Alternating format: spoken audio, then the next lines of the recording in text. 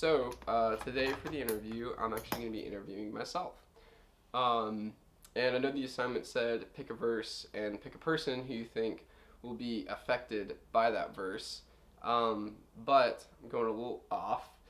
And I'm going to talk about a verse that really impacted my life in hopes that whoever watches this, it'll impact their lives as well. So, the verse that I'm talking about today is Hebrews 6:19. This is what it says.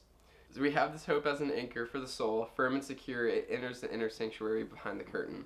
So, I want to be talking about what this means and how it affected my life. I was raised in a Christian home. My parents are Christian, went to church every Sunday, um, and I also went to a private Christian school. Around freshman year, I started going through some stuff, and I fell into depression. It got pretty bad, and I was struggling with it for a long time. Anyway, so two of my friends, they invited me to go to this Christian camp for the weekend, and I was like, sure, yeah, I'll go. It sounds like fun.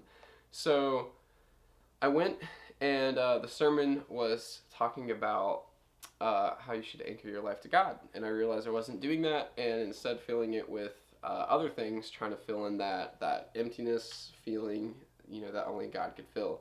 So I realized that that's kind of what that verse means.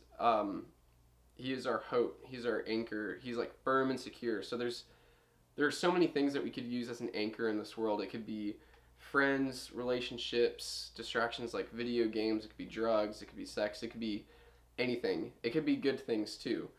You can anchor yourself to those things in your life, but they're always going to fail you, and you can never trust them 100%. God is the only thing that you can put all of your trust and hope into. And the second part, he enters the inner sanctuary behind the curtain. That's actually a reference to the tabernacle.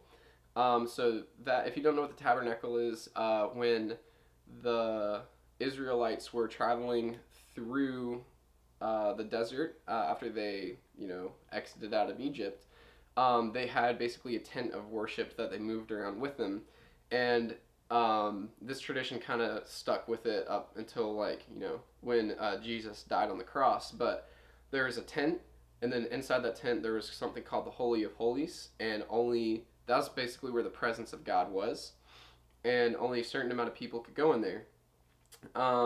And basically that tradition stuck, further on, and in the times of, when Jesus was alive, it was basically a big curtain in a sanctuary.